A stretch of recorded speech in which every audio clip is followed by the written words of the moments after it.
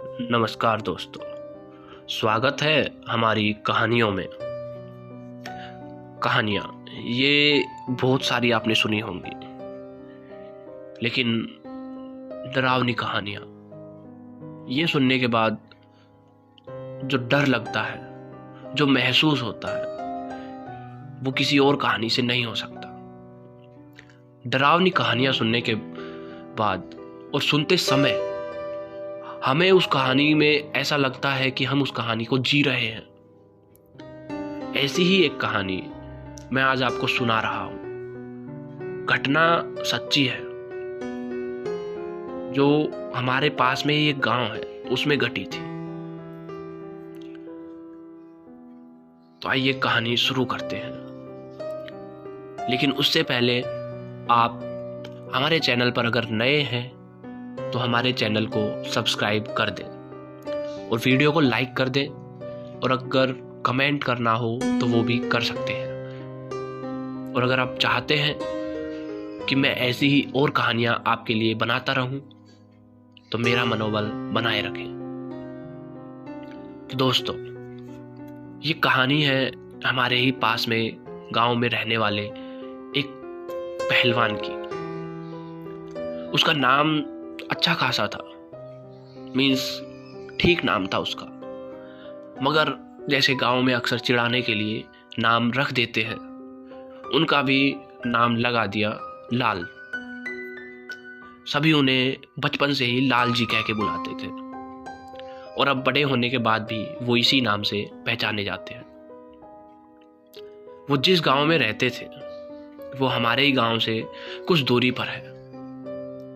उनका घर उस गांव में सबसे किनारे पर था, और उनके घर से करीब 250 किलोमीटर की दूरी पर रेलवे लाइन थी। रेलवे लाइन के उस पार एक बहुत बड़ा बरगद का पेड़ था, जिस पर एक चबूतरा बना था। वहां पर लोग पहलवान बाबा के दर्शन करने जाते थे। उन सबको उन पर बहुत श्रद्धा थी। आसपास के गांव वाले भी उसकी पूजा अर्चना करने वहां आते थे।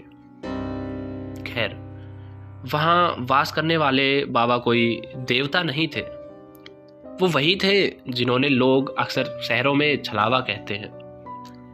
लेकिन एक बहुत लंबे अंतराल से वो वहां वास करते हैं, इसीलिए वो बहुत अधिक शक्तिशाली हैं।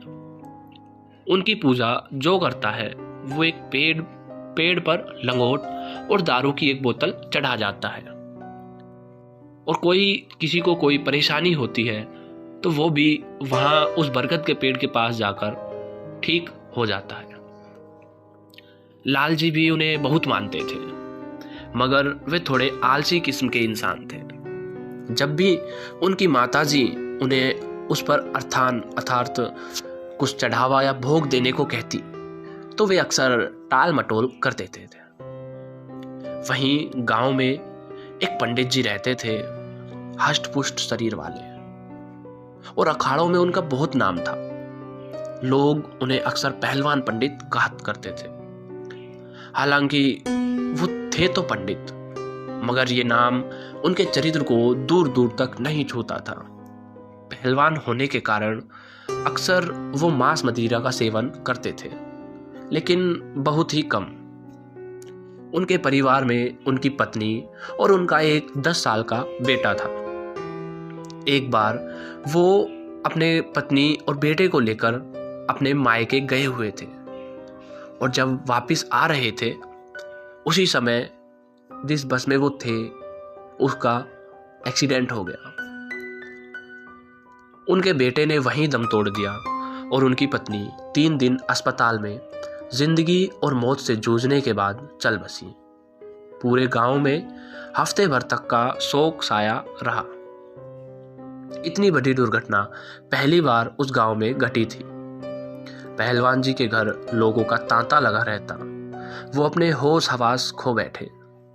आसपास के जानकार और मित्र आकर उन्हें खाना खिला देते, वरना वो खुद खाना पानी भी नहीं लेते। हफ्ते भर बाद धीरे धीरे गांव के लोग अपनी अपनी दिनचर्या में वापस लौटने लगे। उधर पहलवान भी खुद को थोड़ा संभाला, लेकिन वो अब शराब और नशे में पूरे दिन डूबे रहने लगे। लोगों ने, मित्रों ने और रिश्तेदारों ने उन्हें समझाया, मगर उन्होंने किसी की नहीं सुनी। वो पूरे दिन रात बस नशे में डूबे रहते। धीरे धीरे उनका पहलवान वाला शरीर सूखने लगा और 1 महीने के अंदर ही वो किसी सामान्य व्यक्ति जैसे दिखने लगे। करीब 1 महीने के बाद अचानक सुबह एक व्यक्ति ने आकर खबर दी कि पहलवान जी ने रेलवे लाइन पर आत्महत्या कर ली है। उनका शरीर 2 हिस्सों में वहां पड़ा था। गांव के लोगों ने उन्हें वहीं से उठाया और ले जाकर उनका अंतिम संस्कार कर दिया और सारे गांव वालों ने थोड़ा मिला जुला कर उनकी अंतिम क्रिया भी करवा दी। बहुत बुरा हुआ था, मगर सबने ये सोच लिया कि जो होना था वो होकर ही रहेगा। आज नहीं तो कल ये मर ही जाते। आज इन्होंने आत्महत्या कर ली, अगर ये नहीं करते तो कुछ समय बाद शराब इन्हें बिस्तर में पटक देती। खैर, जो हुआ उसे ईश्वर की मर्जी मान सबने उनकी संपत्ति पंचायत को गांव के भले में लगाने के लिए दे दी।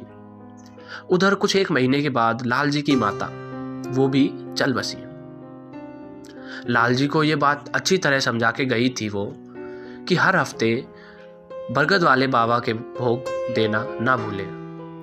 उनकी कृपा रहेगी तो घर में सदैव हरियाली और समृद्धि बनी रहेगी। ये बात लाला जी अच्छी तरह समझ गए और उसका पालन भी करते रहे। हफ्ते में 1 दिन वो बरगद के पेड़ पर जाकर भोग दे आते और लोगों की तरह ही एक छोटी शराब की बोतल वहाँ पर ले जाकर उसमें से थोड़ा सा शराब वहाँ पर रख देते और बाकी शराब खुद सेवन कर लेते। करीब 6 महीने तक उन्होंने इस नियम का अच्छे से पालन किया। फिर एक दिन वो दूसरे गांव गए हुए थे, किसी परिचित से मिलने हुए। उस गांव में उस बरगद के पेड़ से थोड़ी दूर पर करीब 400 मीटर की दूरी पर एक घर था। उन्होंने देखा कि एक व्यक्ति वो भी उसी बरगद के पेड़ के बाबा को वहीं से खड़ा भोग दे रहा है। वो उस बरगद के पेड़ के पास नहीं गया, बस लंगोट और एक कटोरी में शराब रखकर बरगद वाले बाबा के भोग को देखते हुए उसे कहने लगा, हे बरगद बाबा, लो अपना भोग स्वीकार करो। और फिर शराब को उसी तरह वहीं पर गिराकर हाथ जोड़ लिए और वापस आकर लाल जी से बात करने लगा। लाल जी ने पूछा, क्या इस तरह बाबा भोग स्वीकार करते हैं? उसने हाँ में जवाब दिया और बताया कि सच्ची श्रद्धा से चढ़ाया गया प्रसाद उसको लेने तो देवता धरती पर आ जाते हैं, तो ये बाबा तो कुछ ही दूरी पर निवास करते हैं, तो ये अपना भोग स्वीकार कर लेते हैं। लाल जी को ये बात भा गई। वैसे भी उन्हें रेलवे लाइन पार करके इतनी दूर जाना पसंद नहीं था। अब उनका ये सिलसिला शुरू हो गया।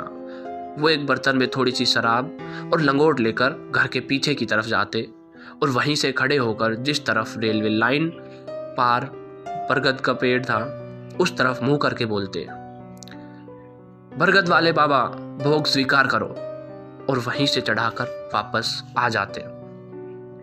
हर हफ्ते वो ऐसा ही करने लगे। इस तरह भोग देते देते करीब 6 महीने बीत गए। एक दिन की बात है, पास के ही गांव में एक आदमी को किस प्रेत बाधा हुई।